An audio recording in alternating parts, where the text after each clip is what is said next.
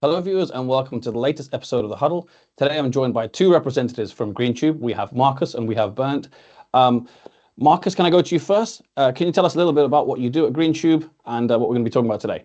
Yes, of course. So, hi, my name is Markus Antl. I'm Global Director of Sales and Key Account Management at Greentube, with the company for 14 years now, and in the sales role for 5 years. Happy to be here, and thanks for having me. It's our pleasure. And Bernd, of course, you've been on the Huddle before. Welcome back. Thanks for having me again.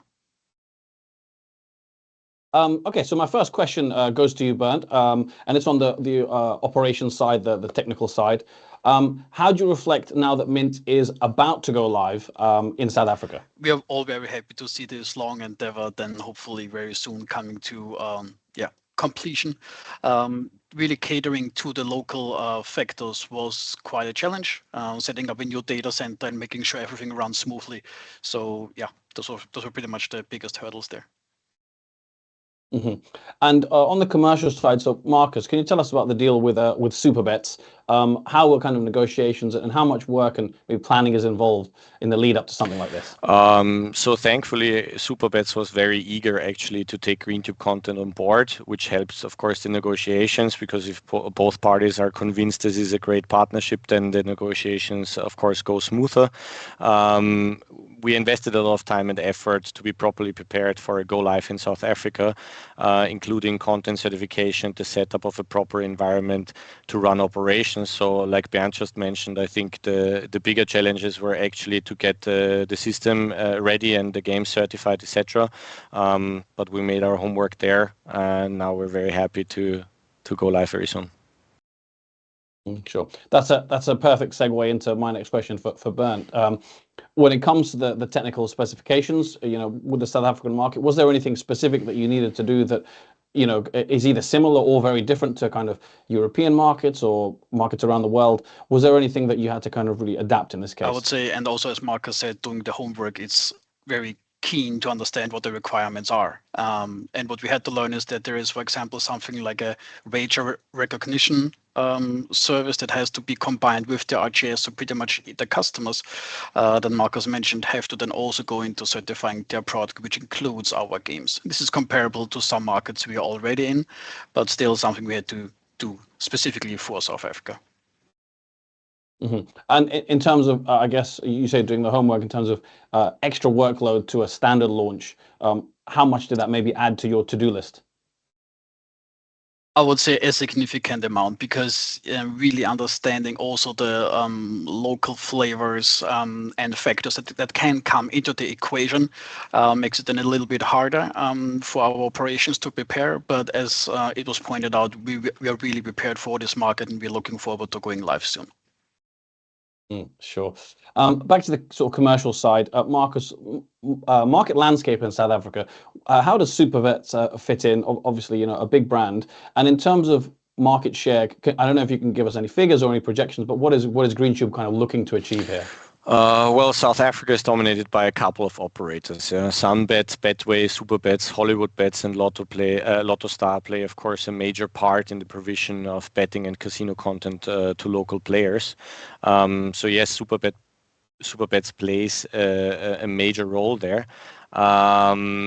And we are always aiming for a proper percentage in market share, especially taking into consideration that Novomatic content is well known in land-based in South Africa. So we have big targets, high targets. I would not now name a certain percentage, a certain number, but we will try to make full use of the knowledge of players of our content, and also bringing new content from online, which has proven successful online globally. And together with the famous land-based presence and the new mechanics that Bernd and his teams are developing on, we are sure to get a fair share in the South African market. Sure. And following up on that note, you mentioned a few stellar brands there. Do you have any further expansion plans in South Africa, kind of, I guess, in the coming months or next couple of years? Yes. So we definitely. We have already signed deals with several operators in South Africa, bigger ones and I would say medium-sized operators. And we're of course aiming for an increase in market presence and content portfolio. So while me and my team are working on signing additional operators and getting our games live on more websites in the market, Bernd and his teams are supporting us with getting more and more content certified and content that fits to the South African player base. Almost doing my job for me. Thanks again for a nice segue into a question I want to ask Bernd. When it comes to kind of production and commercial, I think every business sees this. The more success a commercial team has, the more work potentially there is for the production side. In terms of any technical additions or updates you might have for Mynt, is there anything new that you're already working on, given that you've got high-profile operators kind of signed now? As Markus said, from a content perspective, we are very lucky to stand on the shoulders of Novomatic that were in the market land-based for a very long time. But we will also be adding new content that has never even been seen on the land-based side or on the legacy stack of Greentube. So this is one thing that we can give, or actually Markus and his team can give to the customers. The next thing is, of course, meta retention tools. Every meta retention tool that will be added to Mynt is then, of course, directly then applicable to our South African customers, which is something we are also looking forward to give this extra for Mynt.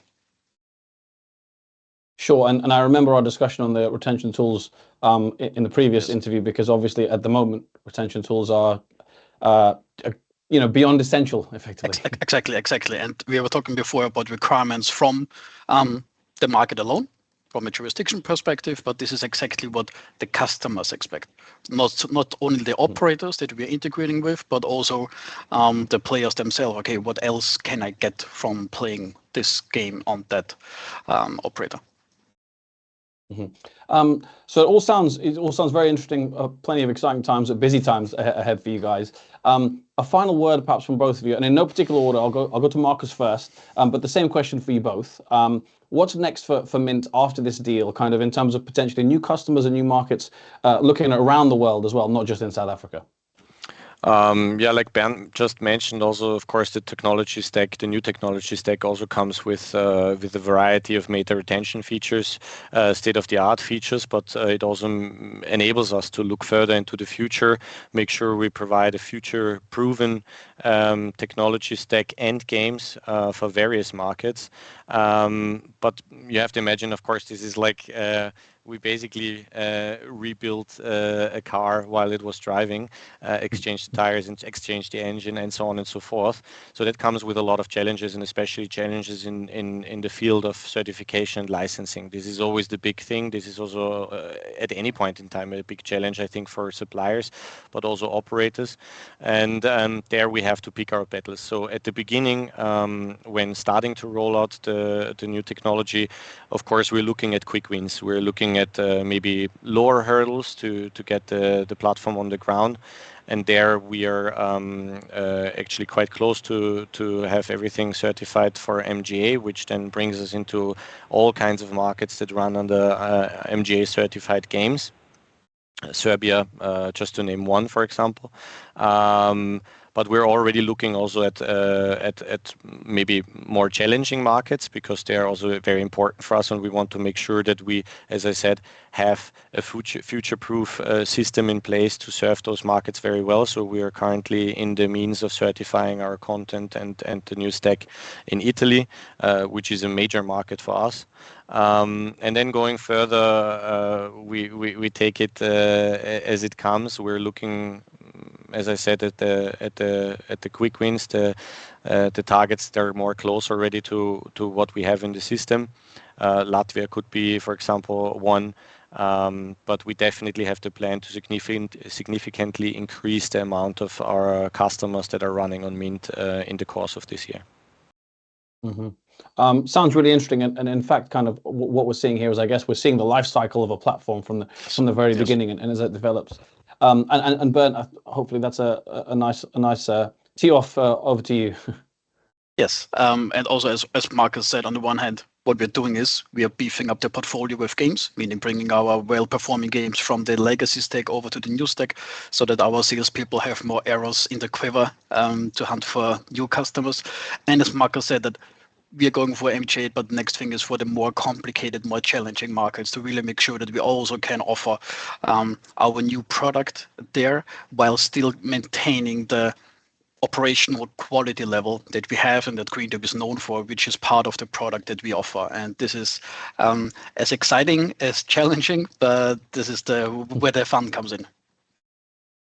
Absolutely, yeah. It sounds like it's going to keep you both on your toes, but congratulations on everything you achieved so far, and best of luck with Mynt. I'm sure you guys will keep us updated as we go. Absolutely. Thank you so much. Thanks. All the best. Thank you. Yeah, thanks both, and to our viewers as well. Thanks for watching.